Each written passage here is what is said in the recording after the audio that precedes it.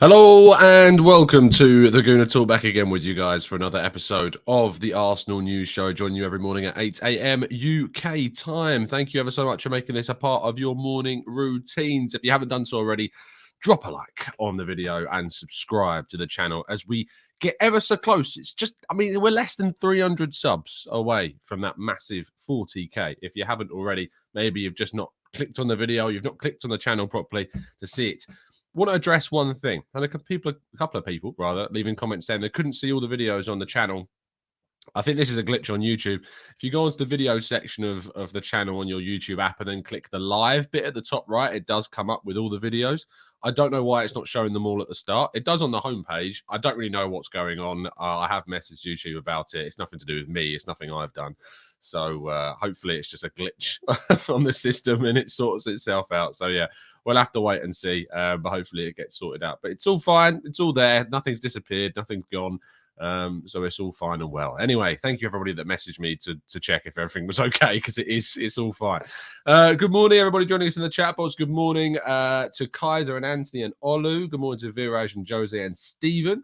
Good morning to Gooner 8, David and Matt G and Viraj. Good morning to Colton, NSW, Paul, Red Star.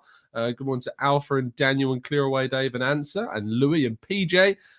Thank you ever so much, everybody, for tuning in this morning. It means so much that you continue to do this and to support the channel. It means the world. Let's kick off with the prize. Only 50 tickets have been sold so far for the latest one. A signed Sol Campbell and Colour TOURE framed montage, one of a kind prize. And you can also get hold of a signed Tony Adams shirt and a William Saliba signed photo montage as well, with instant win tickets. Two of the random tickets in there will have one each of those numbers that contain those prizes. So a really good chance to win. Certainly worth getting involved. Link in the description.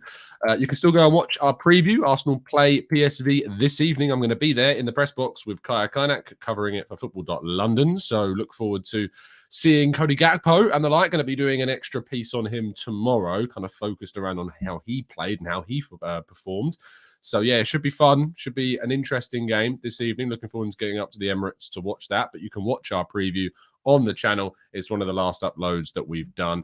Now we need to talk about what was potentially, it's not the biggest night in the history of Arsenal women's by a long distance, no, but it certainly is one of the best nights and this iteration of the Arsenal women's side has ever experienced. Lyon, the Champions League holders, absolutely battered 5-1 in their place by Beth Mead and co. Now, when we talked yesterday, I think it was yesterday or was the day before yesterday, about the Ballon d'Or, I think it was 2 days ago, and Beth Mead came second. I'm sorry, but when you watch games like this and you can try to argue that Beth Mead is not worthy of that Ballon d'Or first spot, it's just frankly a joke at this stage. Absolutely a joke. And so therefore, I don't know what there more is to say. Anyway, it was a brilliant performance from the girls. They absolutely smashed them. Lyon still played, reasonably well. They had a fair amount of possession, more possession than we did, in fact, and had plenty of chances to score. But Stenius in goal was absolutely fantastic, and kind of talking about what's available to this Arsenal team right now. They've just got such a strong kind of Zinsberger in goal. They've got such kind of a strong feeling around the side, the unity, the togetherness, the hope that they can do something special this season. But Beth Mead, it's just unreal. Just unreal. Go watch the game if you haven't gone and watched it. It's certainly worth your time. You won't be wasting it. I think you can get 8 minutes of highlights. I think that's how long highlights are. I managed to watch back most of the game. It was yeah. The women's team is something that I haven't particularly covered loads. It's something that I honestly need to get into more. I need to learn more about the women's game because it does become such a huge part of the club. The women's game in particular is just increasing in popularity and interest. The main blockage for me has always been time, to be honest. And watching the Euro final in the summer and seeing Beth and the girls take that home as well was an incredible day. I hope that it can get more and more attention because the quality and the level of it is certainly improving with every year. But take nothing away from what was an amazing evening for Arsenal. Brilliant performance. Well done, girls. Manchester United beat Spurs to expose a clear weakness in Antonio Conte's side. He is so incredibly boring. I'm so done with watching Spurs. I don't know why I put myself through their games. I do it because I'm hoping to see them lose. And yes, last night we were rewarded after seeing some terrible football with a Manchester United win, which in itself is never a nice thing to see, but it's the lesser of two evils, that's for sure. I'm just so done with investing any time, even if it's got the chance of seeing Spurs lose. I hope that this continues and that other sides continue to expose their poor game. They've now gone to Arsenal, to Chelsea, and to Manchester United. They've not won a single game trying to play exactly the same way. They are not worthy of being where they are in the table, and frankly should be falling further down it. Hopefully they will. Liverpool won against West Ham. Darwin Nunez getting on the score sheets. Alisson saving a penalty. Liverpool getting reasonably lucky still. Nowhere near still back to their best, but it will give them a big hit of confidence. Chelsea had a really seriously changed side, use a number of different players like Broya, Chukwuemeka played as well. And at Brentford, they drew 0-0 in a game that will certainly, I think in Graham Potter's mind at least, be a bit of a missed opportunity because they go into the weekend now where they have to play Manchester United, and they rotated thinking that they'd be able to get a decent result against Brentford. That's not happened. It now means that Arsenal are, I believe, 7 points clear and can go significantly further if they win their game at the weekend and Chelsea manage to drop points once again at Manchester United. So really good position for Arsenal to be in, that is for sure. Very much enjoying the fact that our rivals like Spurs and like Chelsea are both dropping points in a week that we don't even play, but that we do, of course, have a game against Manchester City, which is never a given at all in terms of points. So knowing that same week, only Man United and Liverpool were able to gain points on us, and Man United, and Man United and Liverpool are the only two teams that managed it. That's strong. Newcastle as well coming away with a result. I think 0-0 it was. No, it might have been 1-0 actually in the end. Southampton beats Bournemouth. Of course, I'm talking about this because Arsenal play Southampton at the weekend. And I kind of theorised in a piece I did yesterday about the idea that the fitness levels of Southampton or the team that we're playing at the weekend of a lower down the league Premier League team will actually be more on par with us. They would put a lot of effort and time and energy into trying to get these 3 points because they know it was a lot more accessible to them than it was to take those points against Arsenal. So hopefully Arsenal will come against a side that are as equally spent as what they come to be on Sunday. So Arsenal, despite playing European football in midweek, will have the benefit of playing against a team who also played football in midweek and had to expend plenty of energy to get those points. I'll be down at St Mary's on Sunday. Very much looking forward to that one as well. The All or Nothing Series 2 yesterday, and in yesterday's show, I had a couple of people ask me the question about have I heard the rumours about All or Nothing Season 2, and I said that I thought I might have a contact that I could speak to. And so I did. I went and spoke to the director of the All or Nothing Season 1 of Arsenal to ask if he had heard anything about the potential of a Season 2. His words were quite simple, that he just wasn't aware of any kind of Season 2 going ahead, and that, that they don't tend to do Season 2s of these. They've never done one before. And he himself has moved on to a brand new project. He's not with 72 Films on this project, who produced the last series of All or Nothing and the Tottenham Hotspur one as well. So if that is the case, he certainly will not be behind the project. I reached out to Amazon as well for comment, but they said that they refused to comment on any kind of speculation and rumours. Does that mean that all of a sudden it's happening? No, it doesn't. It's just a policy that they have. They won't comment on anything unless there's some kind of tangible evidence behind it, and there is no tangible evidence beyond some Twitter posts about it. But I said I'd chase this one up. I did chase it up, so I hope you're appreciative of the time and effort that goes into these sort of things. And the full report you can read over at football.london. So there you go. Gabriel Martinelli missed training yesterday. My colleague Bailey Keogh was over at London Colney watching training. Now, initially, we were told that it was a calf issue. After about half an hour or so, after we'd even written the piece and written the tweets, We then got an update that supposedly he's, and this comes from Charles Watts, just under the weather. So it's in these moments where you kind of see the not the dark side of reporting stories, but certainly the more challenging side, because to give you kind of an insight in things, that when you go and watch things, you ask questions, and if you're told certain information, you report that information, and then it turns out to be something else, despite that's what you've been told.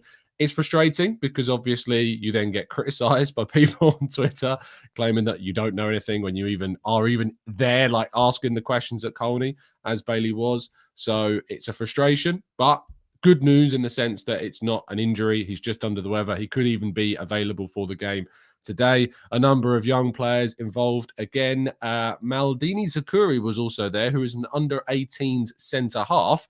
Massive player, really, really tall. Catalan Kurjan was available, as was Kion Edwards too, all available and should probably be once again on the bench or involved at least in the squad in some fashion tomorrow against PSV. Mikel Arteta spoke in his press conference after the open training session. Very short, very coy, as he usually is about team news. He was asked about the potential of Zinchenko returning. He said he didn't rule that out. I'd be very surprised to see Zinchenko involved at all tomorrow. He was asked whether Zinchenko would be returning before the World Cup, and he said yes. So the earliest, or rather, the latest that we might see Zinchenko is the Wolves game before we break up for the World Cup. But hopefully we'll see Zinchenko significantly earlier than we have so far this season. And that brings us to an end of part one and our questions. So we're going to move to part two and your questions right after this word from our sponsor. Hey guys, as the support for the channel grows, so does the opportunities that come forward to support it. And I'm very happy to share that our new partnership with NordVPN is one that I feel is going to be very beneficial to you as well as it is to the channel. I used NordVPN actually whilst I was away with my other half on our honeymoon, and you, whilst back at home, are enjoying the honeymoon series. Now, I thought I'd timed that holiday perfectly to avoid any missed opportunities to watch Arsenal. That didn't happen because unfortunately Arsenal played Brentford. Now, my usual broadcasting app didn't work whilst I was out, and so what did? I used NordVPN, changed my geolocation, hit over to the UK, and despite sitting and sipping a nice cocktail, I was able to enjoy the Arsenal game without any worries of security. And you can do that too with NordVPN, who have very kindly sponsored the channel for the next couple of weeks. I'm very excited to share this deal with you because you can now surf the net and know that you're secure and safe with what you're doing. You can get all the latest details and information in the description, but you can grab your exclusive NordVPN deal by going to nordvpn.com/Gooner to get a huge discount off your NordVPN plan and 4 months free. It's completely risk-free too, because if you don't like it, there's a 30-day money-back guarantee. Who can say any fairer than that? Thank you for listening, and make sure you get involved with our latest sponsor.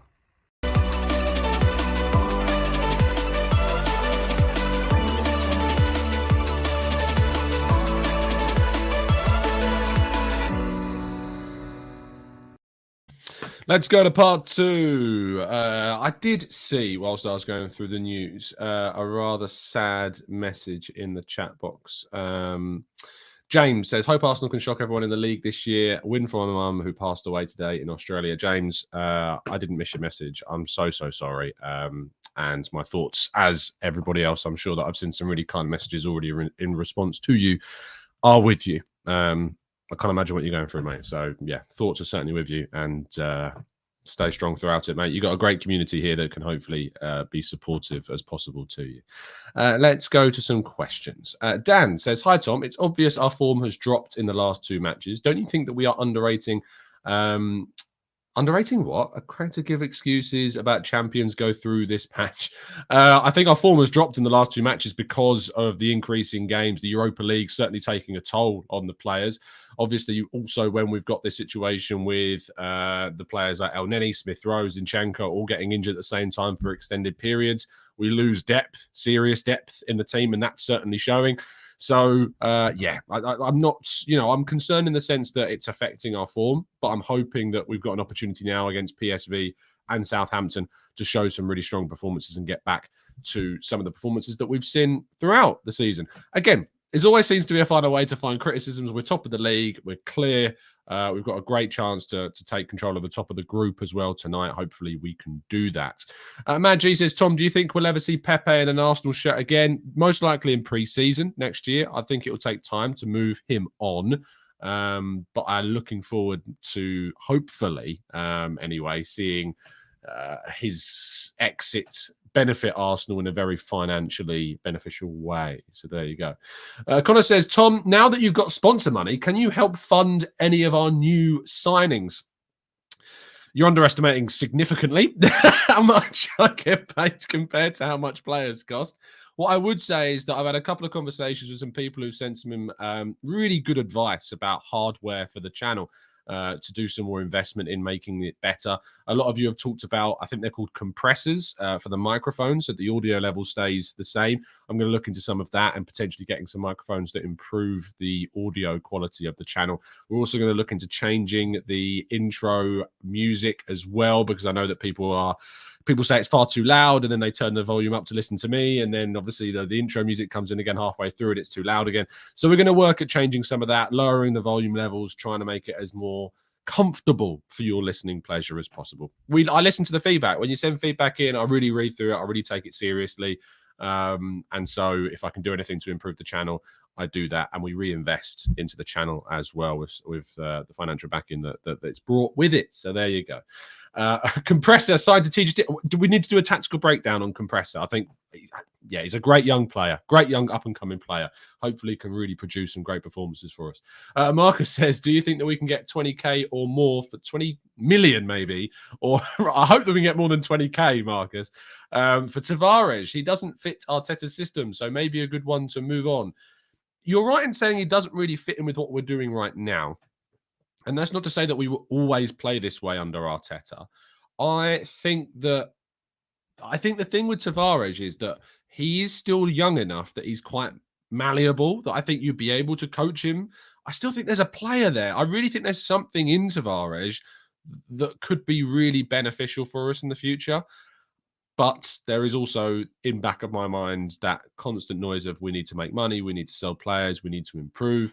So, yeah, I think all of that combined will hopefully see us either get a good player next season or get some seriously good money for him. But over 20 million, I think I think we could get around 20 million for him if his loan spell continues to be strong. I think that would be a fair price.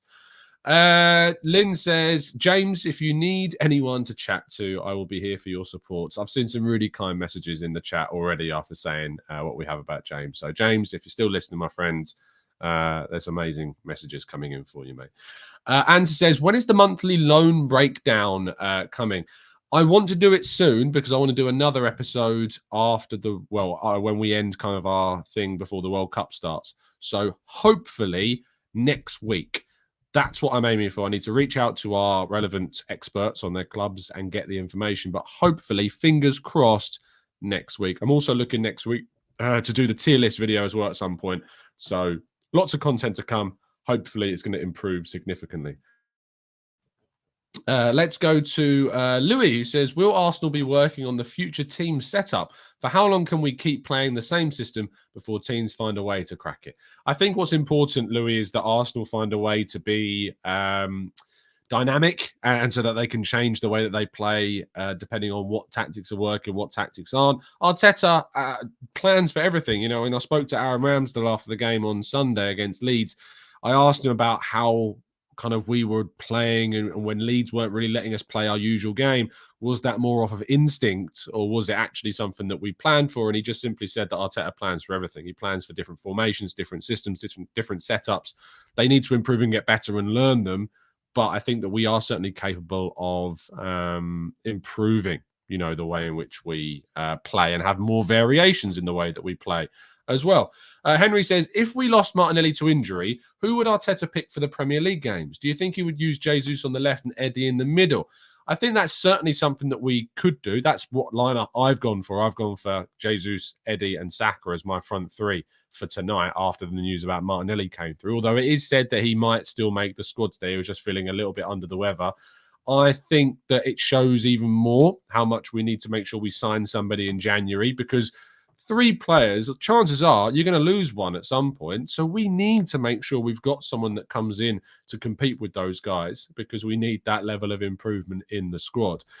Michael, yeah, if we sign a compressor for the channel, absolutely has to be a Gabriel compressor, without a shadow of a doubt. You got to add another compressor. Do compressor, says always Jim. Unbelievable. Let's go to James, who says, do you think Arteta trusts Sambi Lokonga? I don't think he would have signed him, firstly, if he didn't like what he had. And I know that Edu was quite responsible for that one, but Arteta has to sign off on these as well. I don't think he would play him in as many games as he has if he didn't trust him. But to kind of balance that out, I do think that Sambi Lokonga hasn't helped himself with those comments in the latest interview. That's for sure. Certainly has not helped his thoughts and feelings about that at all. What I would say is that I think Lokonga is better off going on a loan next season, especially if we sign a midfielder that we need to do in January or the summer window at the latest. Ian says, are you worried about United, Chelsea and Liverpool? They are all improving quietly. If we miss out on top 4, I sincerely hope that we do not. We can't. How devastating could it be for our short to mid-term future? It'd be massively devastating. Massively, massively devastating. Am I worried about them? I'm not really focused on the other teams right now. I'm really focused on what we're doing. It's enjoyable seeing Spurs drop points and Chelsea drop points last night. Liverpool, I think, are what, they're 14 points behind us? Or 11 now, I guess, because they played yesterday. We have a good, I think if we mess up that cushion, you know, something has gone significantly wrong, and something would have to gone seriously wrong for us to mess up that kind of cushion to miss out on a top 4 place. There's a lot of football still to be played, but I am very, very confident about top 4 chances. Let's just take it game by game, see where we go, and focus on what we need to do. Ben says, definitely think we should try Eddie and Jesus at some point. They linked up so well in pre-season. It's a great point. I'm hoping that we see it tonight, to be honest. That little bra boy says, hey, Tom, keep up the good work. Thanks, mate. Do we have any real chance of getting Mudryk this winter?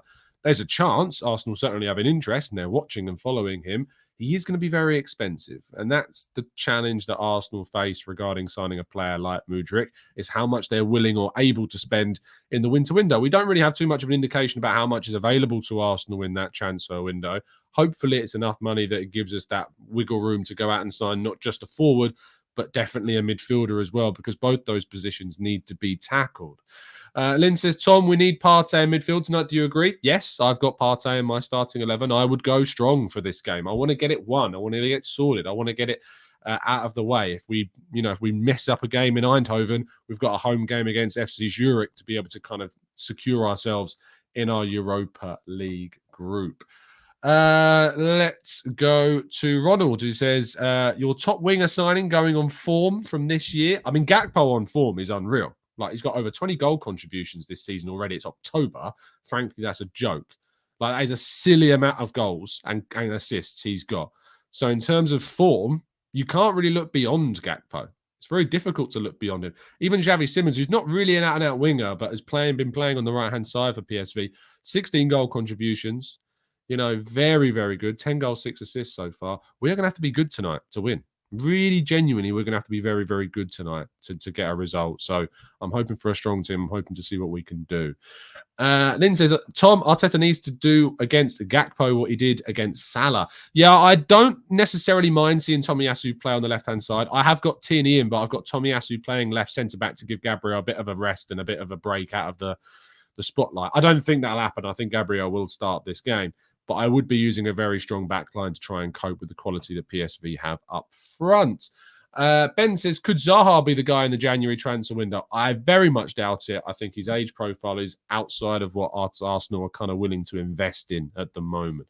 Isoa says, the Leeds and Boda game showed that our momentum fell off a cliff all of a sudden. What has caused that? I think it's fitness, fatigue, rotation. I think it's this constant churn of games that are coming through. I also think that Leeds, because they didn't have a game in midweek, were really able to kind of push and press Arsenal like no team has been able to because of their own commitments. Like Liverpool and Spurs both played in midweek before they played us as well. I think that extra fitness levels really helped Leeds to start fast. We're away at Southampton on Sunday. They have played in midweek, so hopefully we're still able to show them kind of the quality that we have. I just think that we're a little bit off it against Leeds. Our passing wasn't too great. We couldn't really break out. We couldn't string like a number of passes together besides on a few occasions. We need to make sure that we return that level of performance again. And I think the lack of I think just the fatigue has kind of set in a bit, unfortunately. David says, with a good World Cup, how much dearer would Gakpo be? I don't think it would add much more. I still think he's going to be going for your 50 million round, that kind of region. So it's only going to improve the number of, or it's only going to worsen the competition. There's going to be more players and, more teams looking at him. So that's the problem with a World Cup scenario. Alex says, would you sign Zaha on a free? I would sign him on a free, only on a 2-year deal and not for a significant contract. I don't think I could pay him like more than what we're going to pay Saka. I don't think I'd pay him more than what we're currently paying or what we will pay Martinelli. I'd put him on a reasonable wage, 2-year contract, add him into the squad, good depth for 2 years, pretty risk-free, and then invest heavily on a really quality central midfielder. That's what I think would be better for us. But there's also the question of how does Zaha kind of fare in a team where he's not the star, and also fare in a team where he isn't playing regularly and playing week in, week out. That's the question we have to ask ourselves. I don't really want to do a Richarlison. I don't really want to spend 60 million on a player just to come in and be a backup. I think that you want to spend closer to 40 maximum, maybe even closer to 30 on a player that's got the ability to play across the front three and offer you that quality. I think 60 is a lot of money, and the wages on top of that to invest in someone that doesn't start like he doesn't start for Spurs. It's a lot of money to invest. I'd rather see that investment in a midfielder than I would in, say, one of those forward players. Charlie, I'd be shocked if Harvey Barnes is the player that we go for. There's been no indication so far that he is. I just can't see that. Sophie, Johnny from the Hyper says, Zaha is so 5 seasons ago. This team has higher standards now. Look, Zaha's a very good player. So, I think he's a quality player. I think he's a Premier League quality player. But as I said just a second ago, I think there potentially is kind of, I think there is an element of a stardom in that Palace team that he gets, that hypes around him, that makes him stand out more. And so that is a question for me. I think it's a question for me in the sense that, is he going to be able to translate how he stands out to a team like Arsenal? I'm not sure that that is the case. That's not an appropriate question. Let's go to Ian, who says, we need money from KSC in January. If we are in even good top 4 situation, we need to just cement it. In my opinion, we can cement it with a couple of players. I agree. Like, if we go through the January window and don't sign anyone, I'm going to be fuming. I'm going to be so annoyed about how we would have wasted such a good opportunity to not bring someone in. The question mark around, well, if the players aren't out there, we can cross that bridge when it comes to it. But I'll be looking across the continent and beyond to opportunities that Arsenal have missed out on if we don't sign anyone. Last time I think the window finished, I wrote a piece that was like the 11 players Arsenal didn't sign in January that all moved in that January window. I am certain that some of those players could have certainly helped our cause. We didn't invest, and it ultimately, I think, was part of the reason. I think it was part of, not the main reason, but part of the reason we didn't get top 4 last season. The main reason is obviously Partey, Tomiyasu, White, and Tierney all getting injuries in the last 9 games. 12:30 a.m. Sophie's committed to this. So it says, hypothetical, out of this current lineup, who do you think Arsenal would sacrifice and sell for a lot of money to fund other great players in the future? Out of this squad, current lineup, 11. I always said that despite my backing of Gabriel, I look at him as the most sellable of the back 4. Potentially Kieran Tierney is another one that you could see sold if he wants to move on and play more regularly. I think that I no longer have the opinion about Martinelli. I did, about a year ago, I had the opinion that I just felt like of the front 3, maybe he would look. But I think actually the more I've watched, the more I've listened to him talk, he seems so much more committed to Arsenal than I ever imagined I thought he was. So, yeah, Smith Rowe is another one, maybe, could be sold. Tavares we've talked about. Balogun we've talked about. I think their potential sales. Lokonga could as well, who knows. If Tomiyasu continues to be frustrated by a lack of minutes, who knows? He may even search for the potential move.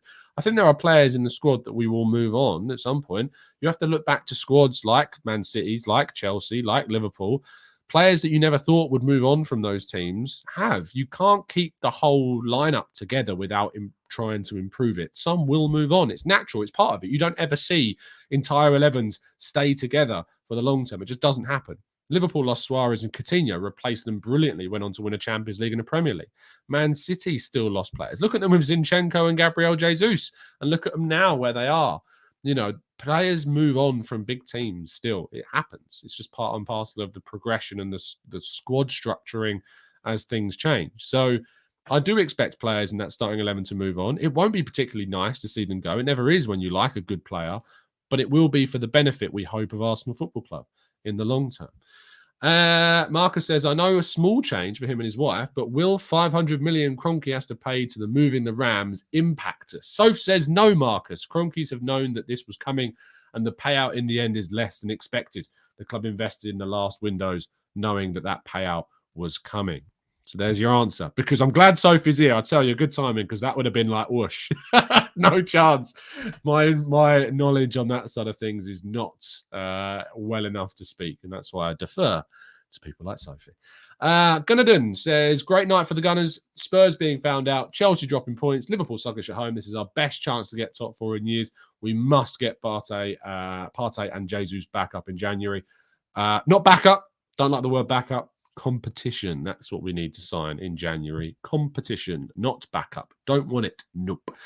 Rich says, who do you think are the absolute core players now, Tom? Xhaka, Partey, Odegaard, Saliba, Saka? Yes, is the answer to that question. Just yes. Xhaka, Partey, Odegaard, Saliba, Saka are absolutely core. Ramsdale, you can add into that as well. I do think Gabriel is core. I think as a left-footed centre-back, the only one we've got is definitely important. I think Zinchenko, when he's available, can be absolutely key to this team. You know, when you think about the entire main starting 11, which as we know is Ramsdale, White, Saliba, Gabriel, Zinchenko, Partey, Xhaka, Odegaard, Saka, Gabriel, Jesus, and Martinelli, that 11 is absolutely key. Absolutely key.